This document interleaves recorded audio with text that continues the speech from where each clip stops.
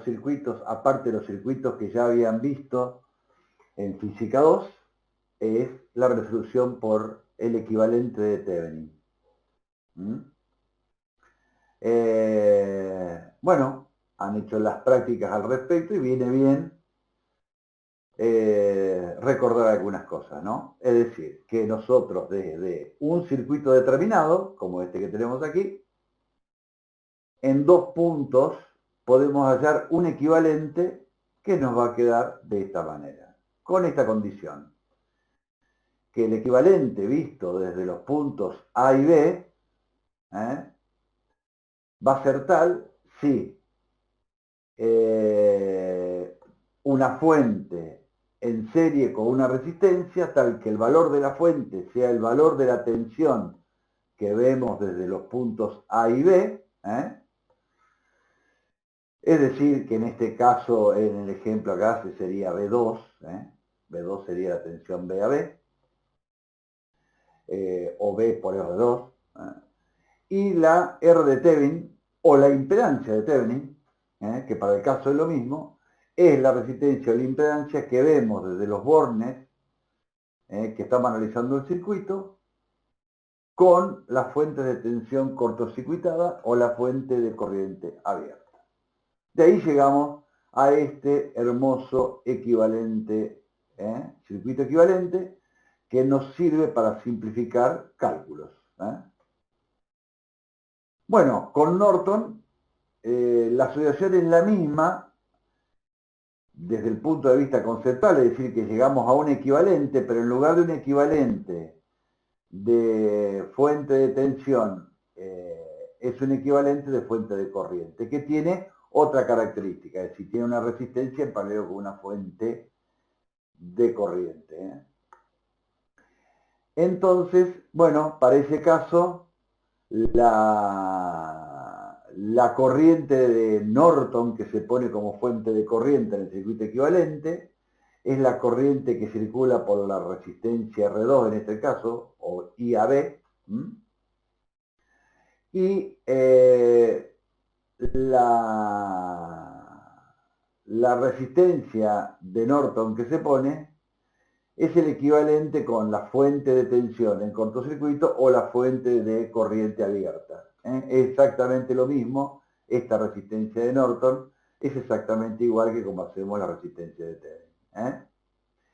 Después acá tenemos los equivalentes de un circuito y de otro, son circuitos equivalentes, uno con fuente de tensión y otro con fuente de corriente, pero en definitiva la idea central es lograr reducir circuitos para generar cálculos de determinadas incógnitas que no resulten muy engorrosos.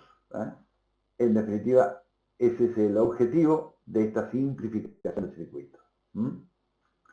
Bueno, después vimos la tensión de alterna, vimos la aparición de la alterna, donde, bueno, acá estamos representando la tensión de alterna sobre una resistencia y ahí dedujimos de que la corriente está en fase con la tensión, es decir, pasará por cero y tendrá un máximo en el mismo instante de tiempo. Eso decimos que está en fase. En el caso de un circuito capacitivo, hay un desfasaje que provoca el capacitor a la corriente, en donde, como se oponen los cambios de tensión, el capacitor adelanta la corriente. Ahí tienen la deducción de por qué adelanta la corriente en la placa.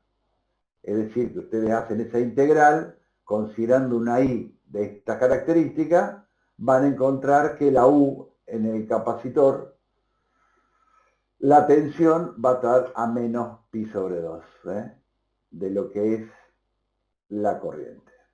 Bien, ahí decimos que la corriente adelanta. Bien, en el caso de la bobina es inversa.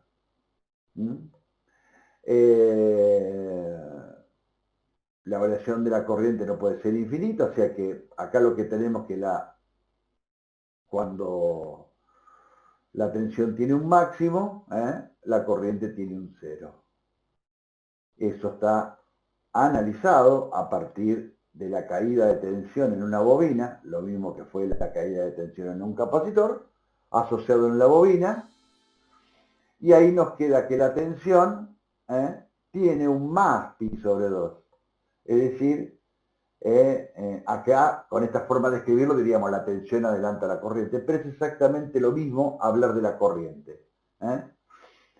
Recomiendo justamente eso. Si se acostumbran a manejarse la corriente, dicen adelanta o atrasa. Una carga en adelanto quiere decir que la corriente adelanta. Una carga en atraso dice que la corriente atrasa. Por lo general, técnicamente decimos eso. Sino simplemente mencionar alguna de las funciones, o de la respuesta, que es la corriente, o de la excitación, que es la tensión. Bien, quién atrasa y quién adelanta. La potencia instantánea, es esta expresión de la potencia instantánea, es la potencia que existe instante a instante, o los valores de U por I instante a instante, y eso nos va a dar, para distintas características de la carga, gráficas diferentes.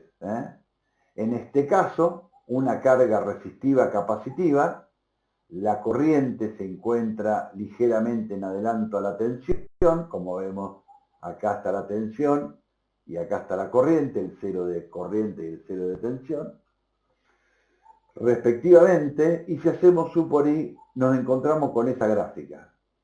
El valor medio es U por I coseno de phi, que es la ya conocida potencia activa. Pero fíjense que en este caso hay partes que son negativas, y de esas partes va a haber partes que serán positivas. ¿Qué quiere decir eso? Que hay parte de la potencia que va a la carga y de la carga retorna a la fuente. La potencia pulsa doblemente, es decir, que en un semiciclo pasa por cero. En un semiciclo de corriente o de tensión va a pasar por cero. Entonces,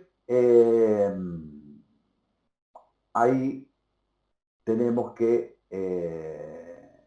analizar exactamente qué es lo que sucede con esa potencia instantánea, que después ya la analizamos más adelante ya como si fuese un número complejo.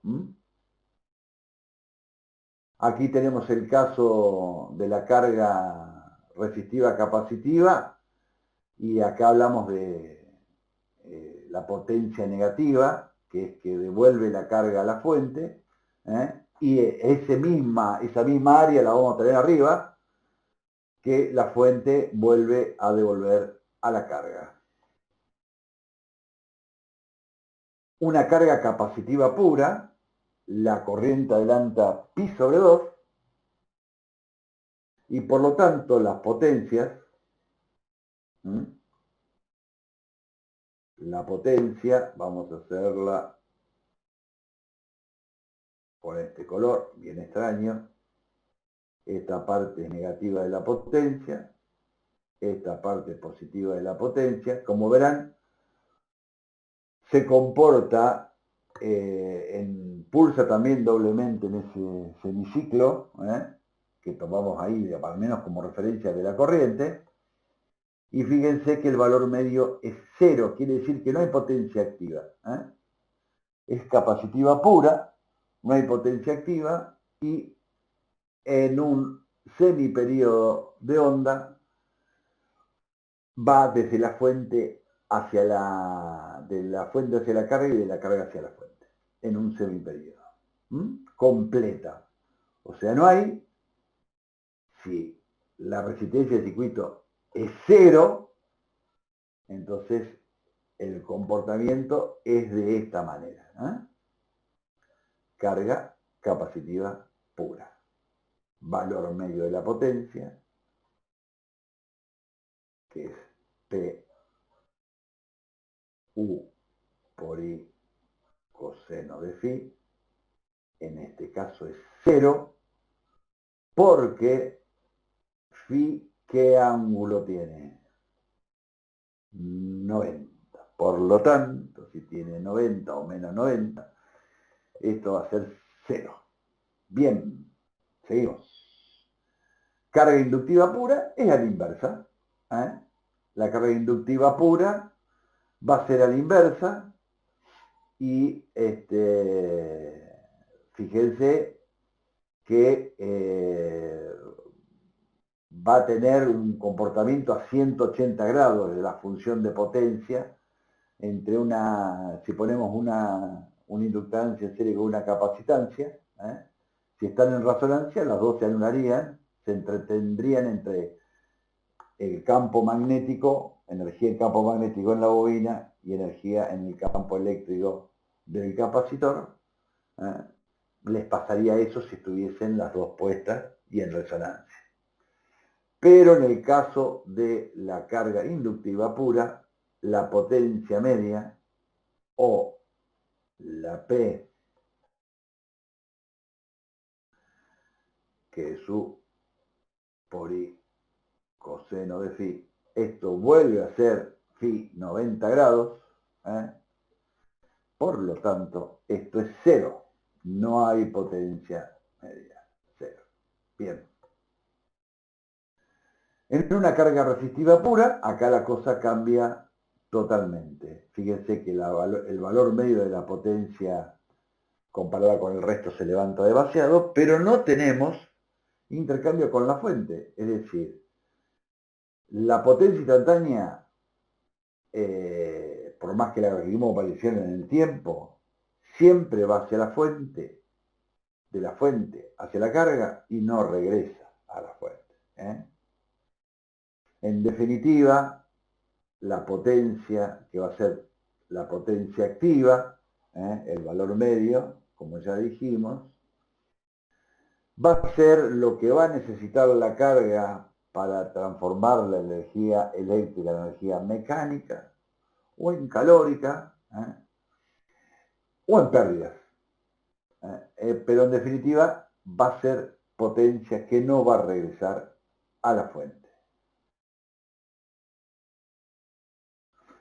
Después vimos el concepto de fasor, cómo se generan los fasores, que eso es un vector que va girando omega, por eso es que ponemos I eficaz E a la J omega y después lo ponemos multiplicado por E a la J phi, pero como no es necesario decir que está pulsando, porque en realidad no tenemos tanto problema por eso, porque siempre va a estar eso, lo sacamos al valor de la jeta omega, porque se va a terminar yendo cuando hagamos las expresiones igual. El E a J omega se va a ir. O sea que utilizamos sin E a la J omega. Bien, esto ya lo vimos, que si arranca en este punto tenemos este vector acá, el punto 1 es el vector acá, el punto 2 es el vector acá, y acá está dibujada los fasores de corriente y de tensión de una carga resistiva pura. Es decir, los fasores siempre están en fase, tanto de la tensión como de la corriente, siempre están en fase. Quiere decir que el fasor me va a dar lo mismo. Si lo dibujo acá, así, fasor de tensión y de corriente, o sea, con un ángulo determinado aquí, si lo dibujo para allá, el fasor es exactamente lo mismo. Ahí estoy diciendo de que hay una carga resistiva pura y es suficiente. Si uno lo quiere graficar propiamente dicho, tendrá que encontrar una escala de tensión, B, y una escala de corriente, y a partir de ahí graficar los vectores, porque si ustedes tienen que graficar un amper con una tensión de 220 volts y en realidad lo que grafican lo hacen 1 volt por centímetro, van a tener 220 centímetros por un lado y el amper, si va a ser 1 centímetro, va a tener 1 centímetro para el amper, no va a quedar un dibujo que le va a demostrar proporcionalidad. Va a quedar una cosa que no se va a visualizar bien. Por eso es que nosotros los dibujos factoriales no lo hacemos todo con escala, porque en realidad es una forma de visualizarlo. Si lo queremos dibujar, hay que definir una escala de tensión y una escala de corriente. Que eso me imagino que se dan cuenta de lo que estoy diciendo. Bueno, una carga resistiva inductiva, fíjense que el ángulo del fasor siempre se va a mantener, el ángulo entre los fasores siempre se va a mantener constante, cualquiera sea los puntos que yo tome, siempre voy a encontrar el fasor de tensión, que pasa primero que el fasor de corriente, con el ángulo de desfasaje, en este caso aquí, va a ser pi sobre 4. 45 grados van a existir siempre, en cualquier punto que lo dibuje. Me va a dar lo mismo dibujar la tensión así y a 45 grados la corriente acá, que dibujarlo como está ahí. Es exactamente lo mismo. Después de analizar todo eso, vimos el concepto de impedancia, que esto sí que no pulsa. La impedancia no pulsa, la tensión sobre la corriente.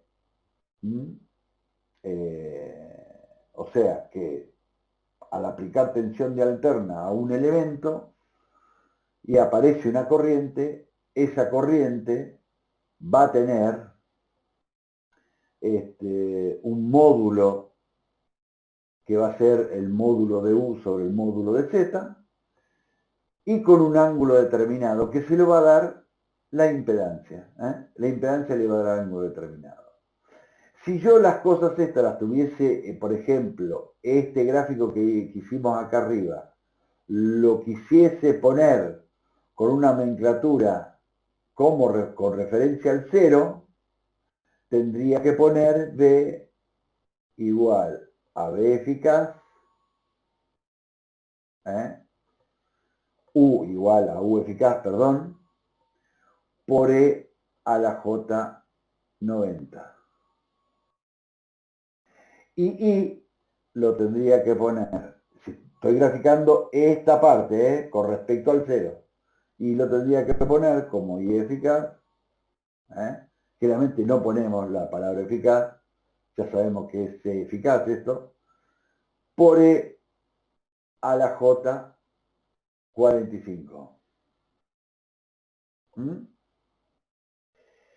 Y si ustedes hacen U sobre I, le va a quedar que va a ser una impedancia E a la J 45. En este caso, me quedó positivo el ángulo de la corriente porque la tensión la tengo a E a la J 90. Cuando la haga con B por E eficaz E a la J 0, me va a quedar E a la J menos 45. Cosa que deben ya estar familiarizados.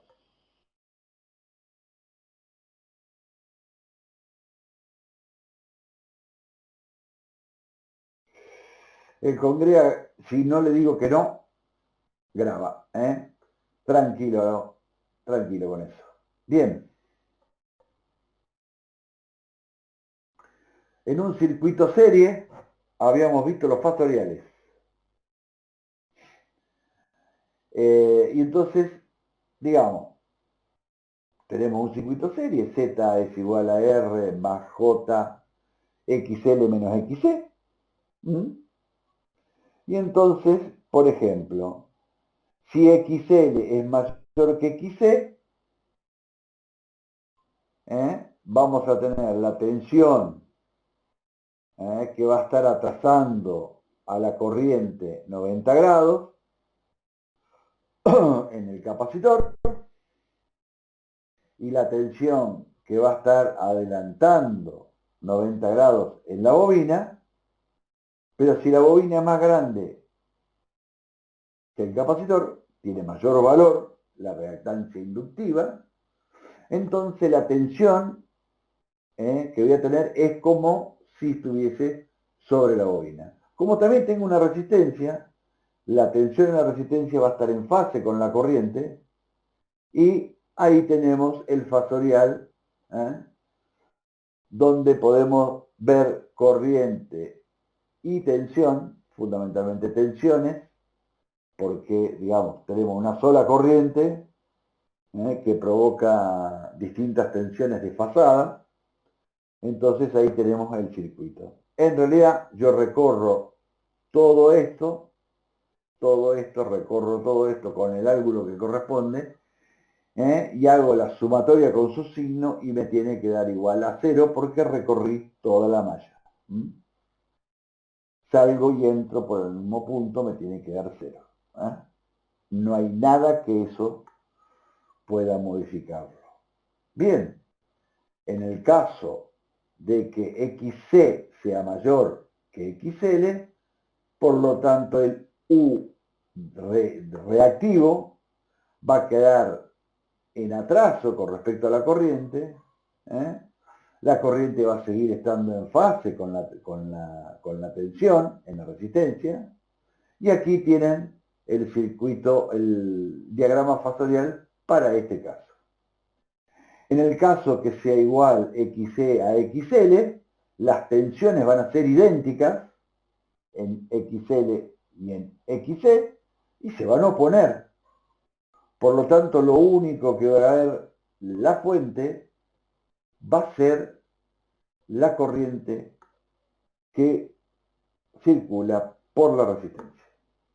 Es decir, la tensión va a haber I por R. Perfecto. Vamos al otro caso. Este igual es. Sigo repitiendo lo mismo. Salió lo mismo. Sí. Bueno. Ahí vimos los fasoriales y ahora vemos la potencia. Y vamos a detenernos un cachito acá, porque en la última clase que tuvieron un sábado, por ahí hubo alguna confusión con este asunto del reactivo, que cómo lo dibujo, cómo no lo puedo dibujar, cómo lo tomamos nosotros, cómo lo toma otra gente. Vamos a detenernos en ese lugar. Fíjense, centren su mirada en este fasorial que hicimos aquí. Este es un fasorial que es resistivo inductivo. Por lo tanto, la corriente atrasa phi grados a la tensión. Si a este mismo fasorial yo le multiplico por U a la corriente, o sea, por el valor eficaz de la tensión, multiplico a este vector de corriente, como dice aquí, voy a tener en el eje X U por I coseno de phi. En el eje Y U por I seno de phi. Bien, a todos estos tiene un nombre. Esta proyección en el eje X le llamamos potencia activa que se mide en vatios. A la proyección en el eje Y le llamamos potencia reactiva y se mide en volt-ampere reactivo. Sus unidades se escriben de esta manera para no confundirse. Vatios, que es una potencia que nunca vuelve a la fuente, con volt-ampere reactivos, que son potencias que fluctúan entre la fuente y la carga. Bien, y finalmente, el vector madre de todos los vectores, que es el de potencia aparente. Esa hipotenusa que nos queda en ese triángulo rectángulo es la potencia aparente. Ahora bien, ustedes fíjense que esto cumpliría con exactamente las mismas condiciones que si nosotros P lo graficamos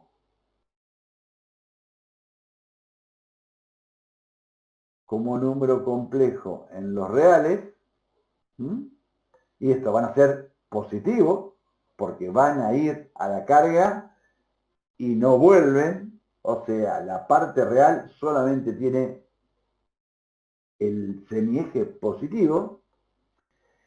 Y la parte imaginaria, que sería esta, la tenemos acá. La J imaginaria. Las tenemos ahí. Entonces, en estos ejes tenemos, estos ejes van a ser el lugar geométrico de las potencias reactivas. Y este eje va a ser el lugar geométrico de las potencias activas.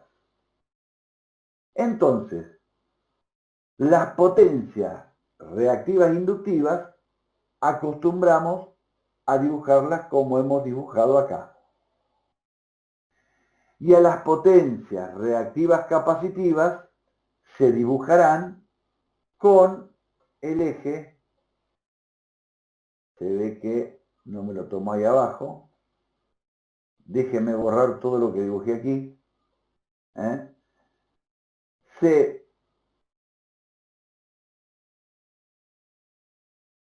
dibujaría de la siguiente manera. La vamos a hacer con recta si queda más bonito. Entonces tendríamos aquí la P,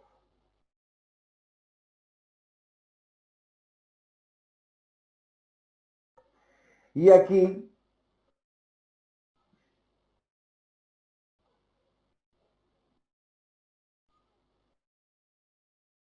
la vamos a dibujar con otro color. Tenemos la Q. Fíjense que nos queda para arriba, que es lo mismo que si lo dibujara acá. La S, en definitiva, me quedaría, la S la vamos a hacer con un color medio extraño, aquí. Quiere decir que tenemos S, tenemos Q, y este sería capacitivo, reactivo capacitivo. Y aquí tendríamos la P, que estaría en el eje. Quiere decir que nosotros podemos escribir a S igual a P más JQ. Esa sería una carga resistiva inductiva. S igual a P menos JQ sería una carga resistiva capacitiva. Entonces, yo, algunos de mis colegas, para analizarlo esto, en vez de hacer esto, cuando lo analizo con compleja de esta manera, ponen el conjugado de ese. Si ponen el conjugado, van a tener P menos JQ y P más JQ. Entonces, lo que la I les puede llegar a modificar es que si toman el conjugado, acá el eje negativo es inductivo, ¿sí? Acá me quedaría capacitivo. Cuando el eje inductivo sea cosa, me quedaría inductivo. Es decir, que inductivo lo dibujan como esto. Como lo dibujé yo acá. Lo dibujan como lo dibujé ahí. Por eso es que toman la potencia conjugada en los ejes. Pero bien, para no hacer tanto bolonqui con esto de la potencia compleja, nosotros no vamos a utilizar la potencia compleja. Entonces, como sabemos que esto lo demostramos saliendo de aquí, que podríamos haber salido de la parte con esta corriente adelantada, que nos hubiese quedado arriba.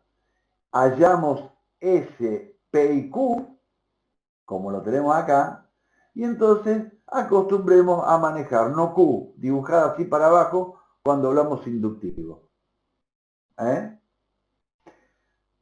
Y para arriba, capacitivo.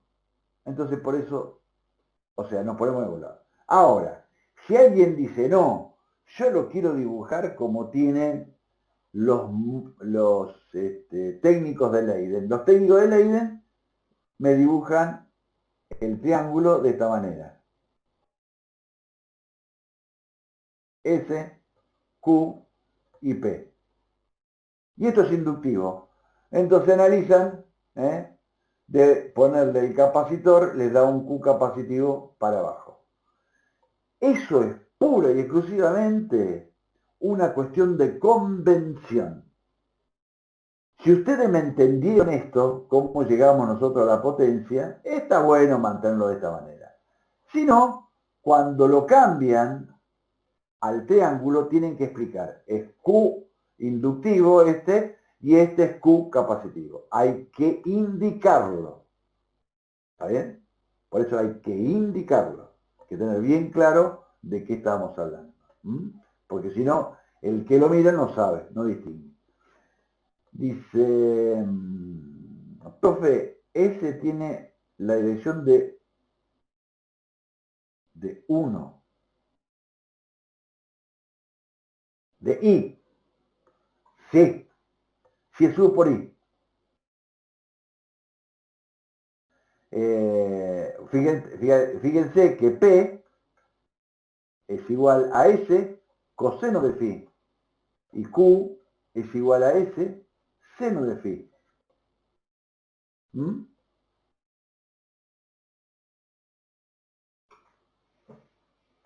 Fíjense que cuando nosotros compensamos, en realidad lo que estamos atacando es la corriente.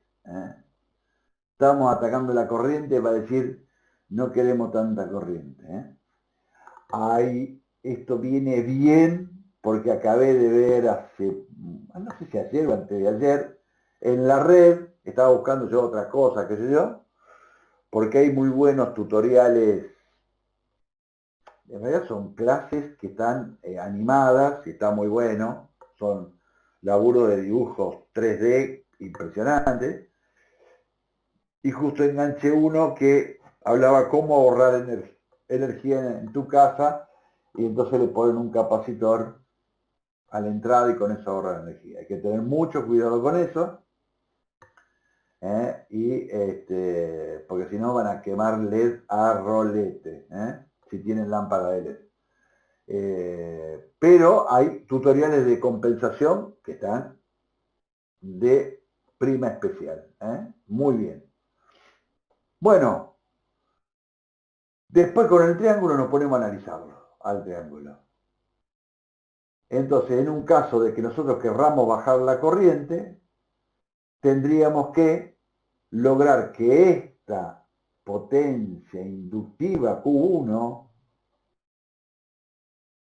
potencia reactiva inductiva Q1, la fuente la vea más chica. Entonces tenga que intercambiar menos con la carga que con lo que venía intercambiando. Por lo tanto, ahí disminuye el vector, el valor eficaz que pasa por el cable.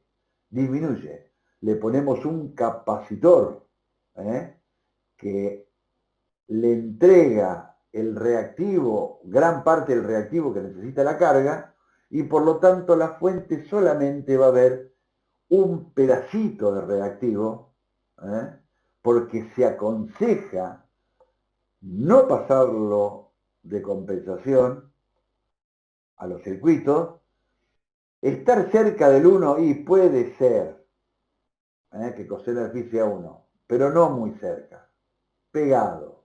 Siempre hay que guardarse un poquitito más, porque si eso se desconecta y queda conectado el capacitor al resto de las cosas, puede generar una sobretensión que dañe el resto de las cosas que están conectadas en paralelo con esa carga.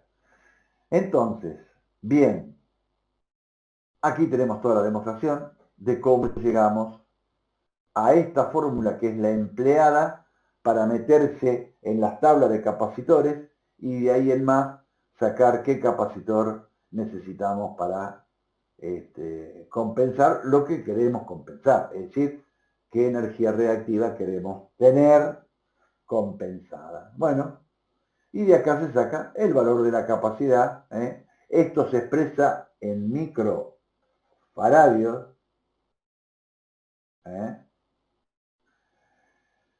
Es decir, que estamos hablando de algo muy chiquito. Y se expresan en microfaradios. Comúnmente los capacitores de marcha de algún motorcito andan en 10, 9, 8, 7, 6 microfaradios. Bien.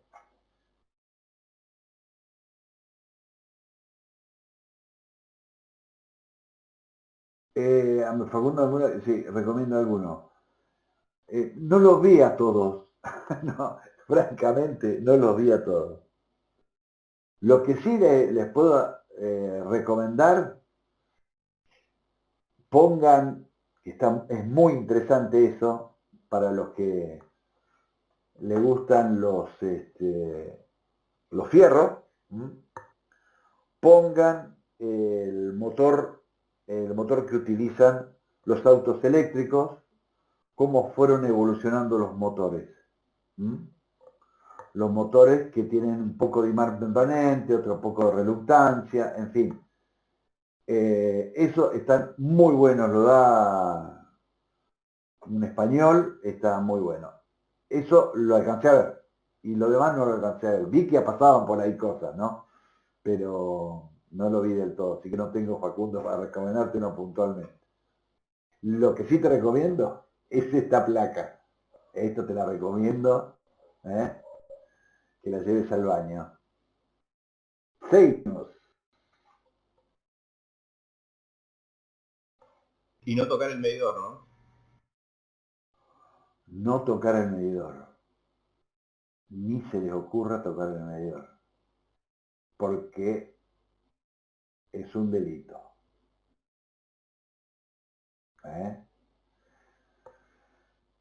Vieron que hay algunos que hacen alarde.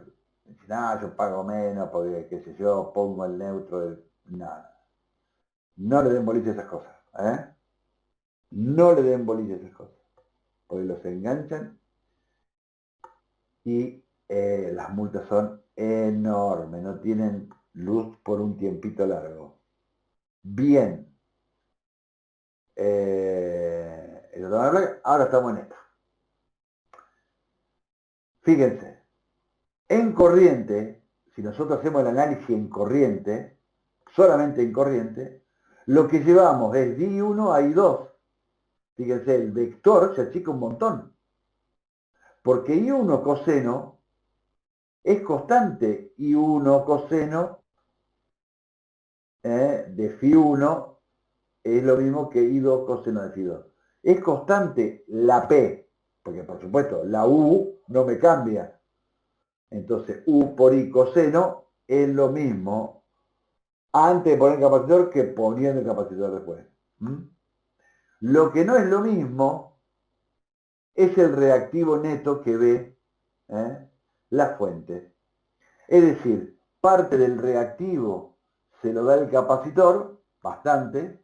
En la fuente, la carga sigue viendo siempre el mismo reactivo, ve el mismo que necesita, ve el reactivo que necesita, y lo que le falta al capacitor se lo entrega a la fuente. O sea, hay una parte de la fuente que va y viene, como acá dibujamos las flechitas, va y viene de la carga.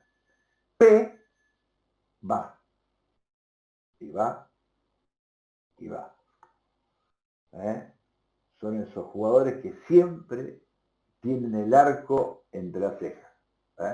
Va, y va, y va.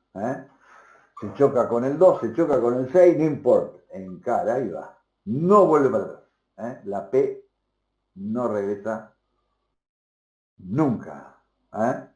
Se va a la fuente, a la carga y chao. Bien, y ahora caemos en donde Milagros, ¿no?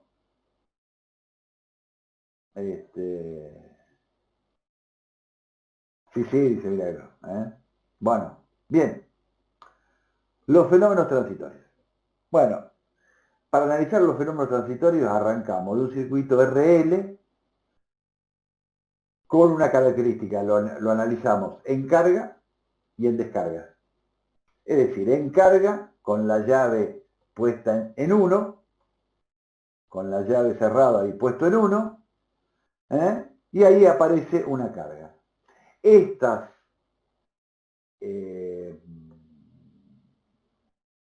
circuitos eléctricos RL, como los circuitos eléctricos RC, son ecuaciones diferenciales de primer orden, que responden a esta forma de solución. ¿Sí o sí? Donde f de t es lo que nos queda al final, que puede ser una función del tiempo. Algunos le ponen g de t. Creo que en matemática le ponen g de t a eso, para hallar la permanente o la forzada.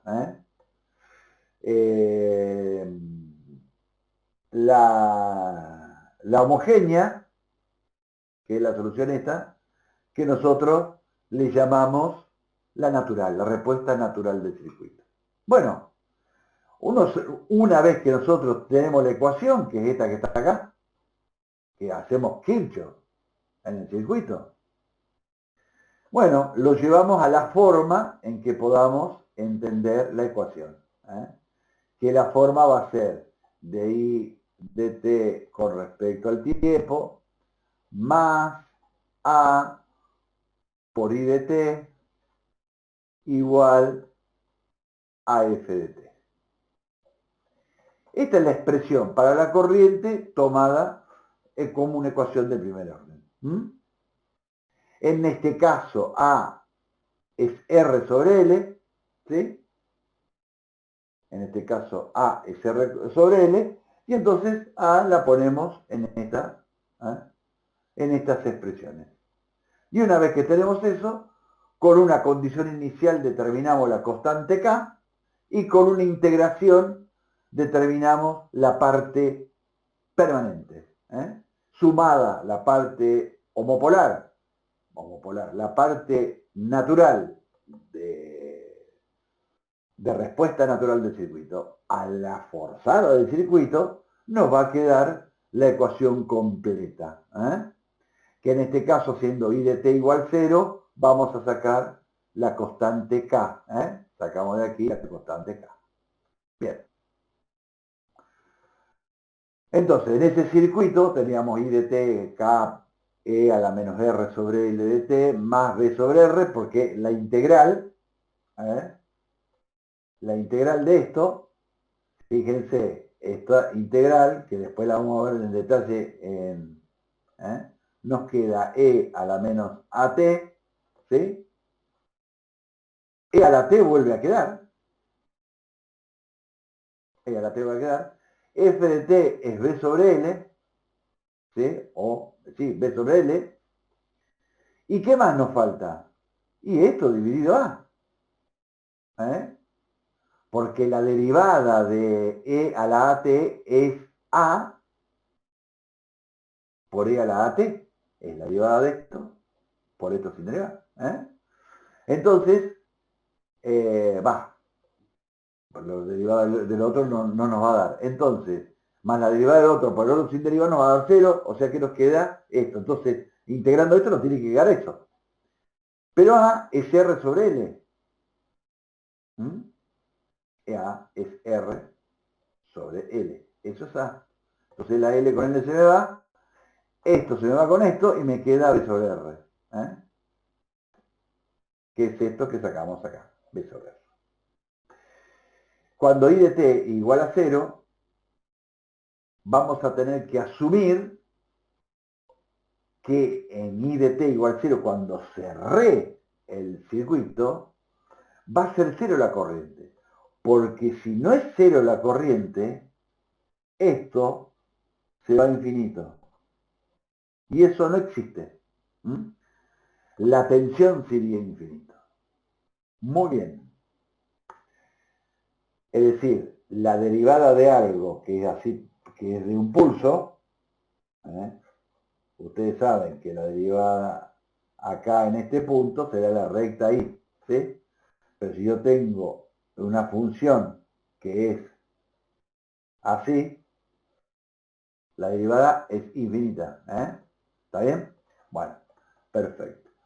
Entonces, I de t igual a esto. Cuando t igual 0, tiene que ser 0. Entonces acá nos queda menos b sobre r y de ahí la famosa expresión b sobre r por 1 menos e a la menos r sobre l, que es lo mismo que decir e a la menos t sobre tau. Se lo nombra tau como L sobre R. Así que por ahí hay confusiones entre A y tau. Tau es 1 sobre A. Bien. Haciendo el análisis de esto encontramos que para t igual a tau, la corriente llega a un 63,2% del valor final, y cuando a 5 tau llega al 99,3% del valor final de la corriente. El valor final de la corriente va a ser B sobre R. Ese va a ser el valor final de la corriente. Cuando analizamos las tensiones, la tensión en la resistencia va a arrancar desde 0, toda la caída va a arrancar sobre la bobina, y va a tomar la tensión en la resistencia igual a B después de 5 tau. Después de 5 tau, B va a ser igual a BR. Entonces, ahí va a ser, y bueno, y aquí tienen otros valorcitos a tener en cuenta. Dos porcentajes que son dignos de analizar, como para tener una idea de cuando esto cae. Eso creo que ya lo vieron en matemáticas. Simplemente acá lo estamos aplicando. Las tensiones, bueno, es I por R en la resistencia, o sea, I, el valor que sacamos nosotros, como es por R, y era B sobre R, y entonces se me da con R, entonces me queda B solo, y acá es la derivada de la corriente con respecto al tiempo por L en la bobina, y nos queda este resultado. Por eso nos queda este gráfico de tensión, a medida que vamos creciendo en el tiempo. Bien, ahora después pasábamos a descarga, llegado al punto 2. En descarga nosotros teníamos un valor inicial de corriente. El valor inicial de corriente, que fue cuando ya se cargó la corriente, antes de pasar de acá a acá, la corriente era B sobre R. ¿Sí? Quiere decir que I de t va a arrancar en B sobre R y va a caer. ¿Por qué? Por supuesto, se va a descargar todo lo que se almacenó en este campo magnético, como energía magnética, se va a descargar a través de la resistencia. Entonces, como acá no tengo tensión, porque este circuito no tiene fuente, ahí nos queda, en definitiva, la ecuación. Es decir, que no va a haber forzada, porque f de t es 0, entonces la integral de 0 va a ser 0. Entonces va a haber solamente las respuestas naturales. Y como I natural de t en t igual 0 va a ser 0 de este circuito, va a ser 0, entonces nos va a quedar K va a ser igual a B sobre R. Entonces, ahí nos quedó la I de t que arranca de B sobre R cuando t igual a 0 y cae exponencialmente hacia 0 porque obviamente se va a descargar la bobina. A partir de 5 tau, la corriente será 0. Con las tensiones van a pasar, BR va a ser igual por I de T, R por I de T, y BL va a ser L diferencial de I de T con respecto al tiempo. Hay que, como va a ser el diferencial, acá nos va a quedar menos B. Así que ahí nos quedan la tensión en la bobina, se cargó y la tensión arranca de un signo negativo, y va entregando corriente a la resistencia y la resistencia va a arrancar de una tensión positiva a una negativa. Esa es una forma de verlo. Bien. Vimos el de alterna. No vamos a hacer ejercicios de alterna en fenómenos transitorios. ¿Sí?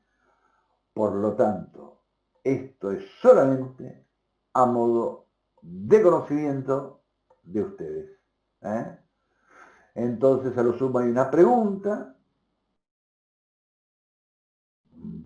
En algún final puede haber alguna pregunta en donde les hable de cómo es el comportamiento de cuando cierro el interruptor sobre una resistencia y una bobina, y una bobina en serie.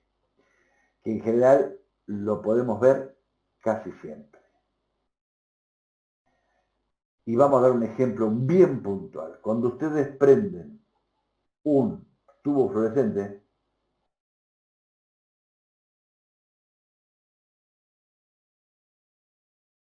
el tubo fluorescente se le aplica una tensión, por supuesto no se le aplica 220 volts, se le aplica una tensión más chica, porque se le pone una suerte como si fuese una reactancia, pero se le tiene que poner un capacitor para compensar eso. Si no, se vuelve demasiado inductivo esto. Pero suponiendo que compensa muy poquito, ustedes cuando tengan la llave para interrumpir el circuito y cierren acá, no va a pasar nada. A veces por ahí, esto cuando lo cierran acá, esto rebota y hay alguna chispita. Lo que sí va a suceder cuando lo abran a esto y la corriente no pase por 0, acá van a tener una descarga que lo van a ver como una chispita. Lo van a ver como una chispita. Cuando ustedes miren, a veces la tecla se ve como una chispita. Es decir, que le devolvió a la llave la energía que tenía almacenada la bobina. No quiere la bobina que vos le interrumpas la corriente. Entonces te devuelve la energía para mantener la corriente constante. En el ejercicio de la página 16 de la clase pasada está resuelto en algún lado. En algún lado era transitoria de continua. Eso lo vamos a ver, Lo vamos a ver ahora, Gustavo. Bien, eso es lo que nos sucede. Y este análisis lo arrancamos con una tensión cuando no pasa por 0, que tiene un valor la tensión. No pasa por 0, cuando pasa por 0 tiene un ángulo, eso es a lo que me refiero, tiene un valor, U de 0. Y acá hacemos todo el análisis de la homogénea monopolar. Lo que aparece ahora es, ¿qué aparece? Y los senos de omega t y la mar en coche. Pero también sigue apareciendo los exponenciales. La IP, fíjense que aparece la I, esto es el I eficaz. El I eficaz por, perdón, I eficaz no es hípico, perdón, hípico. Seno omega t, en fin. Seno de omega t más phi, más chi, menos phi, porque estamos considerando una carga inductiva. Ahí. Entonces, bueno, viene todo este análisis y al final, reemplazando, cuando hacemos I de t igual 0, tenemos todo este choclo que después de analizado, hacer I de t igual 0, hacerlo igual a 0, nos queda esta expresión, que en definitiva a esta expresión de corriente es la que estamos buscando. El I pico por este seno y esta diferencia de seno. Y ahora sí, analizamos qué pasa con la diferencia de estos ángulos. Entonces lo que pasa con la diferencia de estos ángulos es que si estos ángulos son iguales, I de t va a ser I pico seno de omega t. No hay transitorio. Pero si la diferencia de estos ángulos es pi sobre 2 o es menos pi sobre 2, ahí tenemos la máxima respuesta transitoria. Esta sería la expresión con más pi sobre 2 y esta sería la expresión con menos pi sobre 2, la diferencia. Y entonces, acá está la madre del borrego que finalmente analizamos. En el caso de tomar pi sobre 2 positivo, nos queda esta gráfica. Si quieren la pueden hacer, ponen valores en el Excel y le va a dar esta gráfica. Hacen primero la exponencial, después hacen la parte esta que es como un coseno, que es la roja que está ahí, la permanente, y después hacen la suma y van a ver que cuando pongan los gráficos le va a quedar esto que está acá. Yo lo hice más que eso. Y le dan los gráficos de esto que está acá, con esa expresión de lo que sucede. ¿A qué apunta esto? Apunta a lo siguiente. Que cuando yo conecto un circuito de alterna R sobre L, me puede pasar que el valor de la corriente puede alcanzar a duplicarse el valor nominal de lo que yo tenía. Por supuesto, es un semiciclo, pero se puede duplicar. Entonces, una de las cosas que se hacen en los circuitos fuertes de corrientes muy altas, de tensiones altas, es que se pone un interruptor que manda la orden cuando la tensión pasa por cero. Entonces ahí no tenemos el problema de la corriente esta de pico de inserción que tenemos en alterna. Por eso esto, más que matemático, quiero que lo entiendan físicamente. Eso sí, tengo que usar la memoria para algunas cosas, ¿no? Como esto que está acá. Pero, o sea, sé que hay una exponencial, sé que hay una permanente que va a quedar acá, y ambas van a, cuando yo tengo en cuenta las dos, voy a tener que va a tender en un valor de tau, que también va a estar asociado a R sobre L, o a L sobre R, mejor dicho, donde voy a tener el régimen permanente de ese transitorio. ¿Mm? Bien, yo le dije acá al compañero que lo tenía y vamos a ver si lo tengo. Muy bien, fantástico. Bueno, no lo tengo. Entonces lo que vamos a hacer va a ser lo siguiente.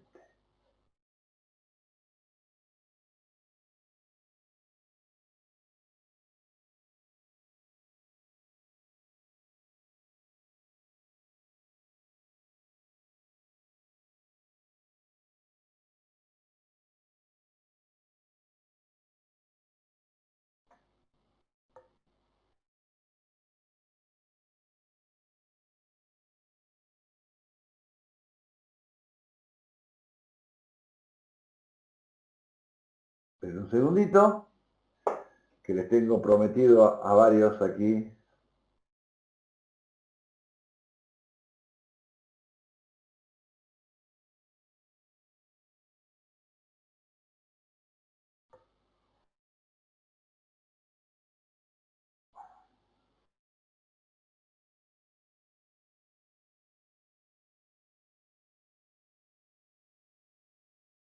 Les tengo a varios. subir un documento.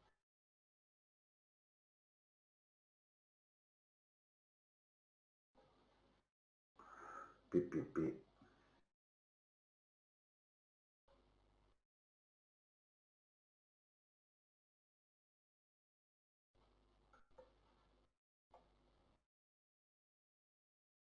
Aquí lo tenemos, no me animo a subir todo junto porque digo, bueno, por ahí se me...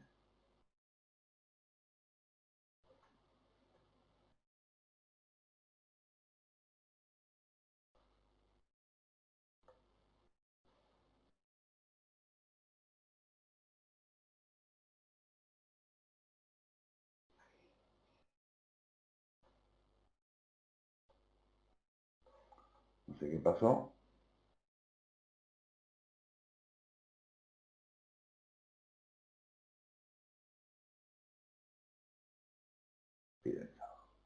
Bien. Vamos a ir al tema en cuestión.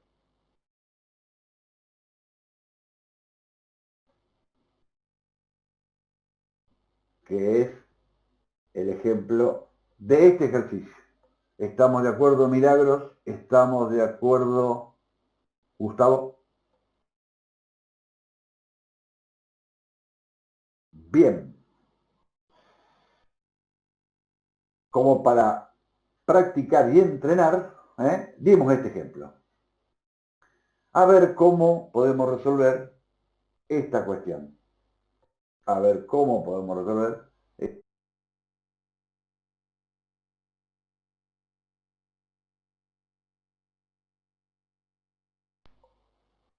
Entonces tenemos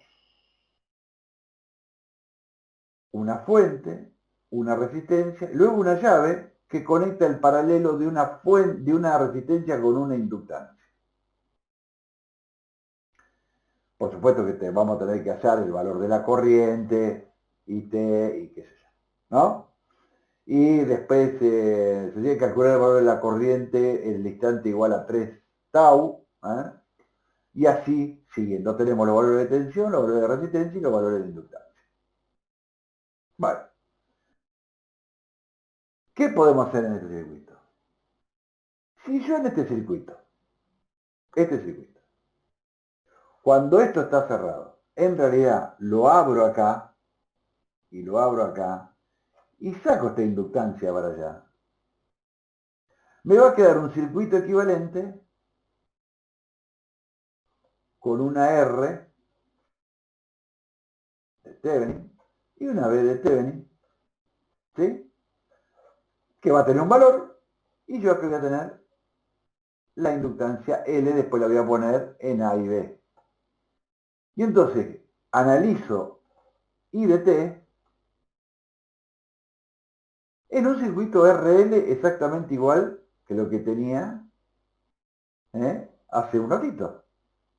O sea, que nosotros agarramos y hacemos, cuando cerramos la llave, analizamos este circuito que nos queda acá, le aplicamos Thevenin, y tenemos que la B de Thevenin es la tensión que tengo sobre la resistencia R2, ¿sí? Sobre la resistencia R2 es B de Thevenin, o sea, B a B, y fíjense, la B de Thevenin va a ser la corriente que circula por acá, estas dos están en serie, o sea que está sumado, esto va a ser, le voy a poner I, esto es I, ¿están de acuerdo? Y R, esto está mal, esto era R2, ¿eh? Porque es la caída en R2, ¿eh? Eso está mal puesto el subíndice. Creo que en la placa que sigue está bien. Después tenemos que hacer R de Thevenin. R de Thevenin era poniendo el cortocircuito en B, poniendo R1 acá, R2 acá, y A y B. ¿Sí? Entonces, haciendo R de Thevenin, que es lo que veo yo de aquí, me va a quedar el paralelo entre R1 y R2.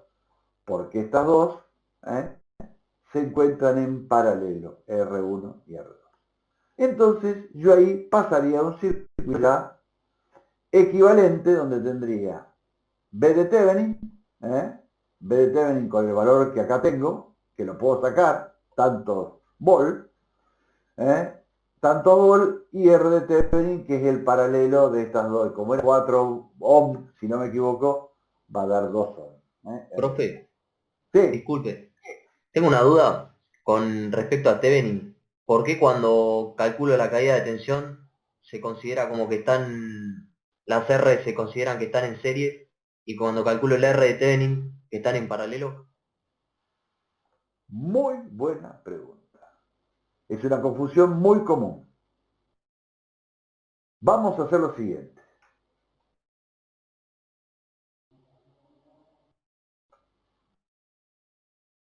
Yo lo que tengo en el circuito, tengo esto.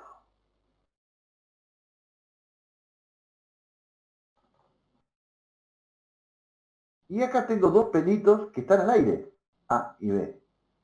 ¿Estamos de acuerdo? No sé quién preguntó. Julián, yo, sí. Julián, ¿estás de acuerdo, Julián, con que esto no está cerrado? No tengo un cable acá entre A y B. Entre A y B solamente tengo esta resistencia R2. Claro. Esto es R1. Hasta ahí estamos de acuerdo.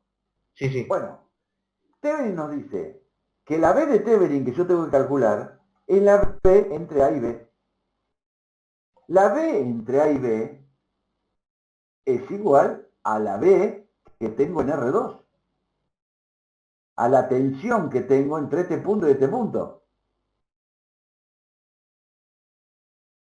Entonces, la tensión que yo tengo en este punto y este punto va a estar provocada por la corriente que me tiene que entregar la fuente. Pero si yo miro este circuito, acá está abierto. Quiere decir que yo solo tengo esta malla. Tengo solamente, la voy a poner en naranja, tengo esta malla. Porque para allá no tengo nada. La corriente es cero, está abierto el circuito. Para allá también y cero, no hay circuito.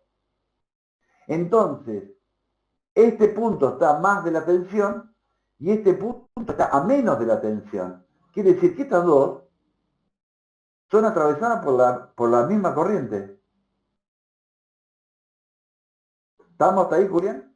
Claro, sí, sí. Pero cuando hago Thevenin no cortocircuito la Está fuente. bien. Hasta ahí estamos de acuerdo. Acá hay una sola corriente que sí. Entonces calculo I por R2 y esto es B de Thevenin. Hasta ahí estamos bien. Sí, sí. Ese es el valor de la fuente de Thevenin. Ahora bien, si ahora el circuito que tenía anteriormente, este circuito que tenía anteriormente, le quiero calcular la R de Thevenin que veo desde aquí, entre A y B, el teorema de Thevenin me dice que para calcular la resistencia de Thevenin que se ve entre los terminales abiertos AB, hay que cortocircuitar la fuente de tensión o abrir la fuente de corriente. Si acá hubiese una fuente de corriente, le tengo que cortar el cable acá. Pero como hay una fuente de tensión, le tengo que poner un cortocircuito. Y saco la fuente de acá. Entonces el circuito que me va a quedar va a ser este.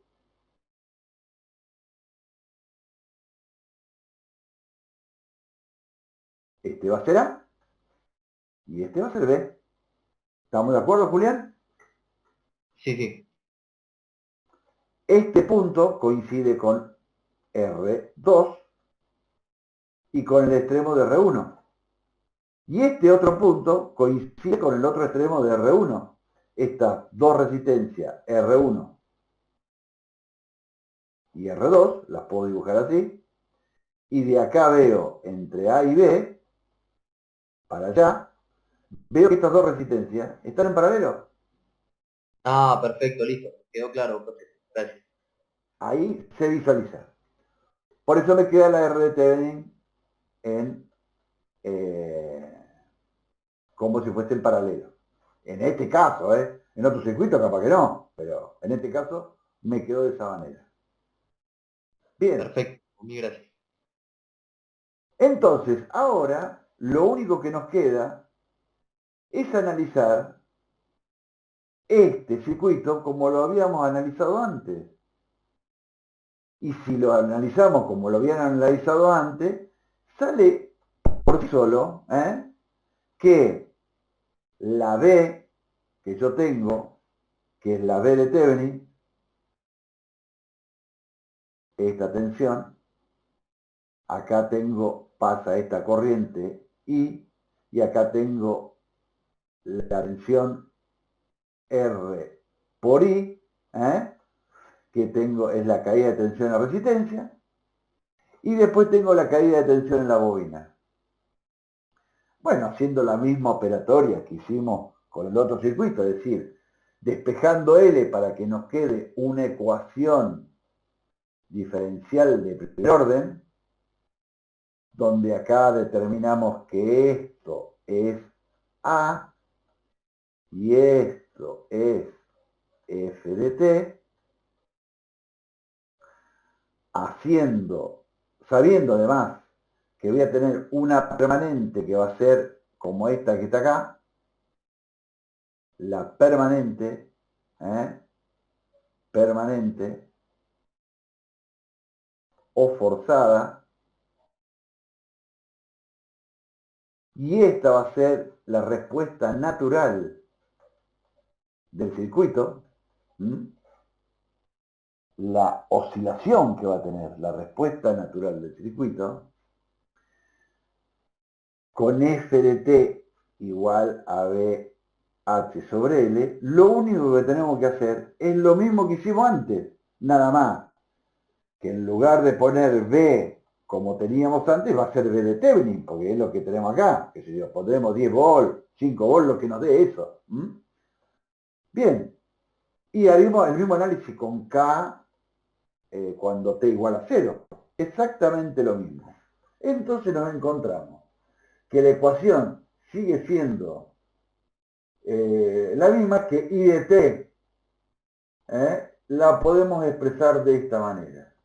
Bueno, pero ¿por qué la podemos expresar de esta manera? Que esa es la pregunta de Agustina. Que era más caso. ¿Y esto de dónde sale?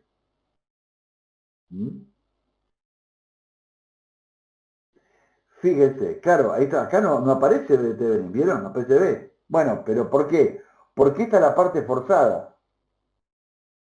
La parte forzada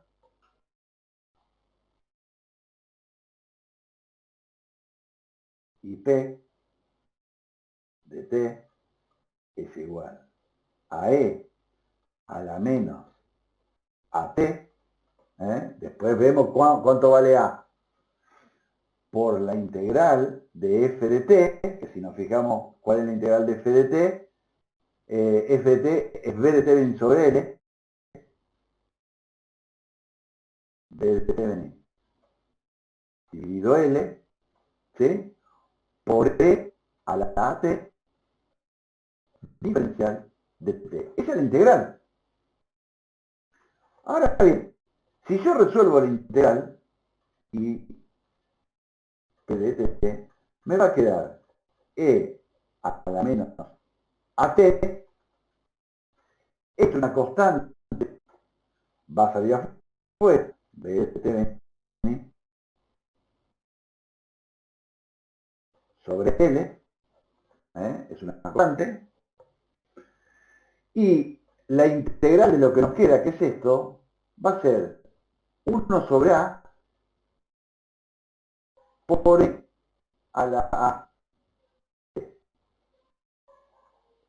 Entonces, E a la T se va con E a la T, Y acá tengo B de Thevenin sobre L, 1 sobre A.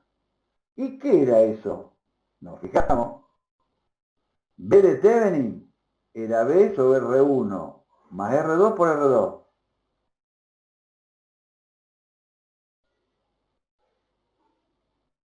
Era B. Vamos a cambiarle de color, no me gusta el color. B de Thevenin.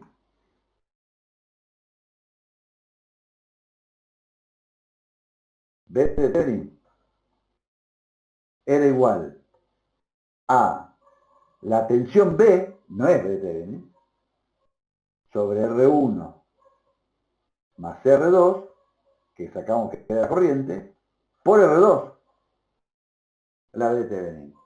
Y ¿a qué era igual a? Me fijo. Igual A es R de Thevenin sobre L. Volvemos. A es R de Thevenin sobre L. Y A va a ser igual a R de Thevenin. ¿A qué era igual a R de Thevenin? A R1 por R2 sobre R1 más R2.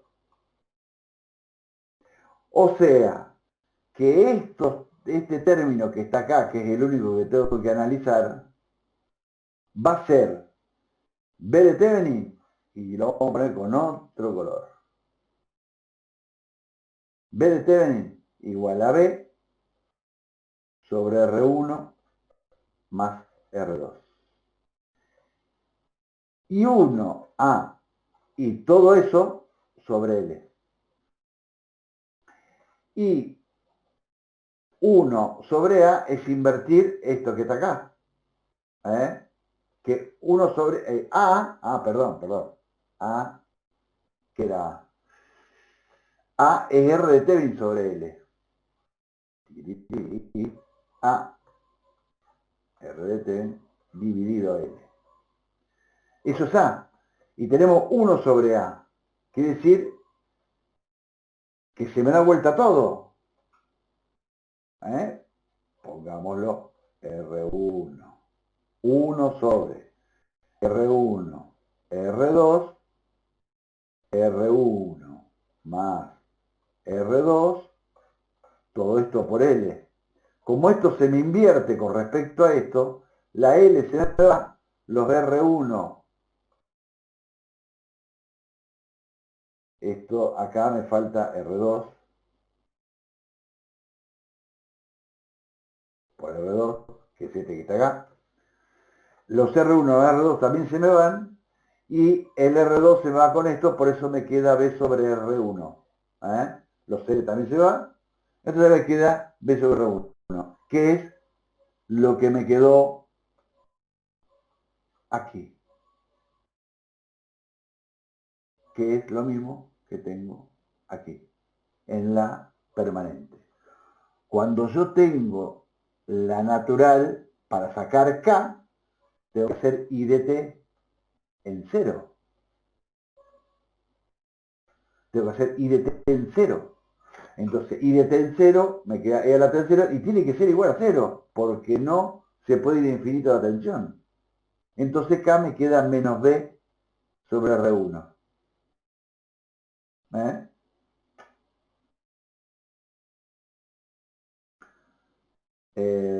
No veo a Milagros. Milagros. Se tiene perfecto. Listo. A otra copa maripopa. Entonces ahí tenemos solucionado el problema. Es decir, que yo aprendiendo la solución que yo tengo de estos circuitos, o yo llegando a reducir un circuito a esto, no tendría problema. Les invito a hacer el mismo análisis, pero en lugar de acá ser una L, que sea un capacitor.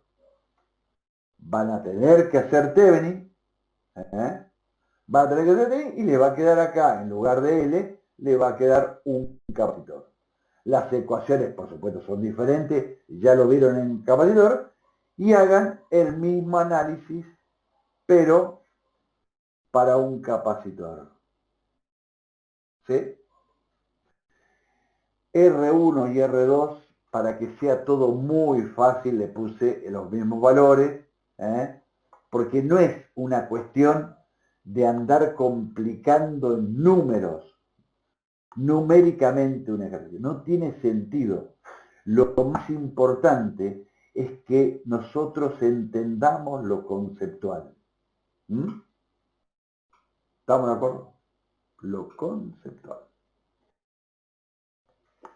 Bien, que no es ni más ni menos que, digamos, la herramienta para reflejar el fenómeno físico, ¿eh?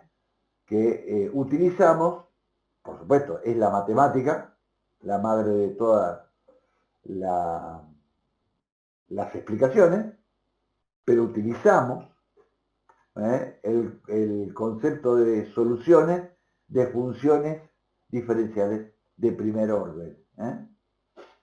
Y de esa manera resolvemos el transitorio en circuitos RL y RC.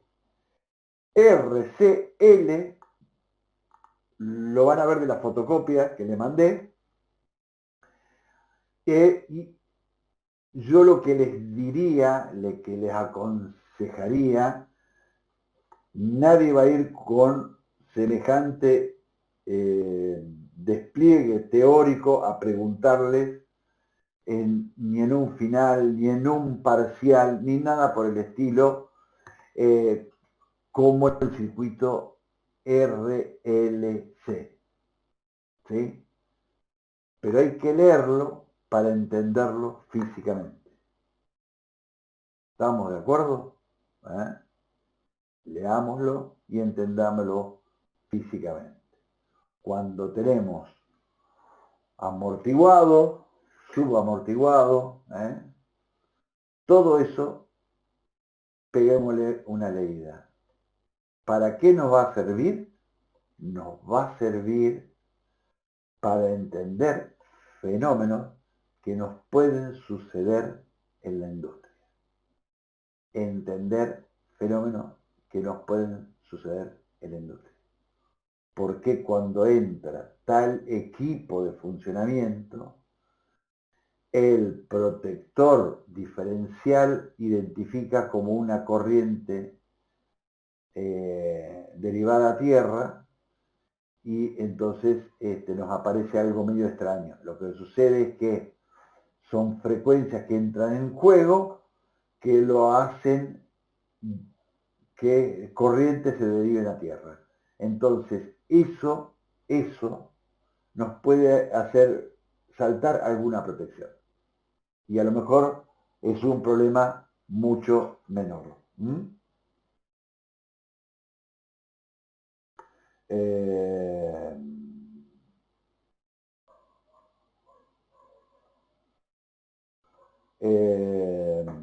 Bien. Acá se terminó el repaso de lo que vimos.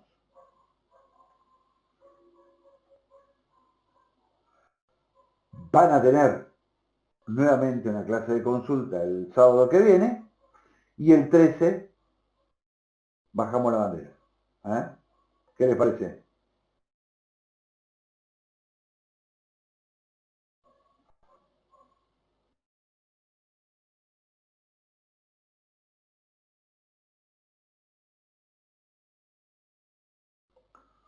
Bueno,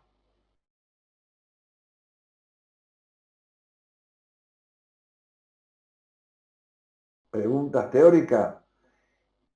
Y yo le diría que todo es teórico práctico. No hay nada, digamos, si yo les pregunto teóricamente, ¿qué les puedo llegar a preguntar? Porque, ¿cómo se comporta la corriente en un circuito RL al momento de la conexión? ¿Y ustedes qué me van a decir? Y en forma exponencial. Pero ya lo vieron, digamos, no. ¿Se entiende lo que sucede cuando analizamos los circuitos eléctricos? No hay diferencia casi. O sea, la única diferencia con la práctica es que yo tengo que repetir cálculos para no errarle en paralelo de impedancia, para no errarle en determinadas cosas. ¿Eh? Pero es todo teoría práctica. ¿Eh? No, no, no, no está colgado así como algo no tangible, digamos, intangible, la teoría. ¿Eh? Ustedes pueden responderlo con las palabras de ustedes. No es que Milagros tienen que responderlo como lo responde el ingeniero Sanjurjo Navarro o el ingeniero Paladea o el ingeniero Villega. No, lo que ustedes físicamente interpretaron. ¿Eh?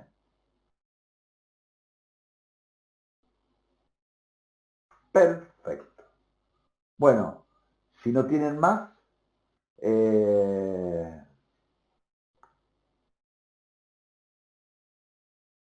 nos vemos el sábado, Felipe.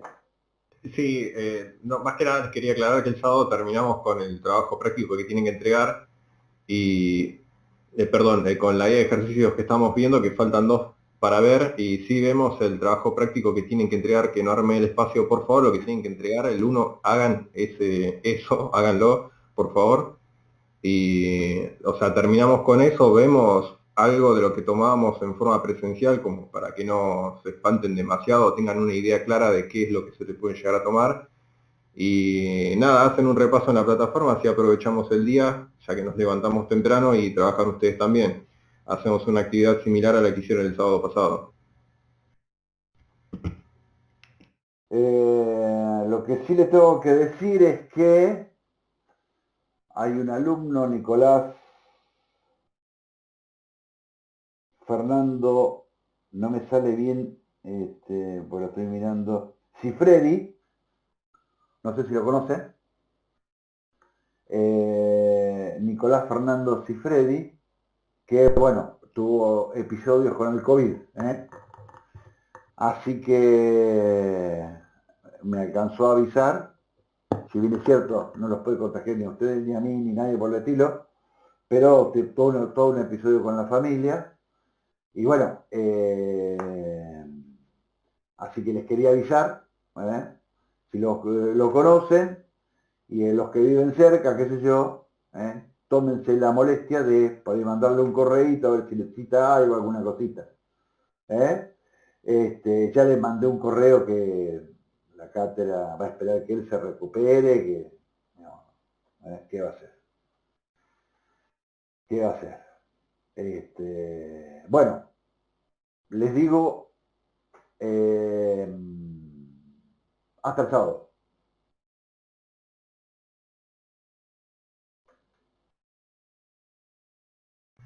Chau chicos, hasta el sábado y van a trabajar el sábado, así que Sí, desayunen sí.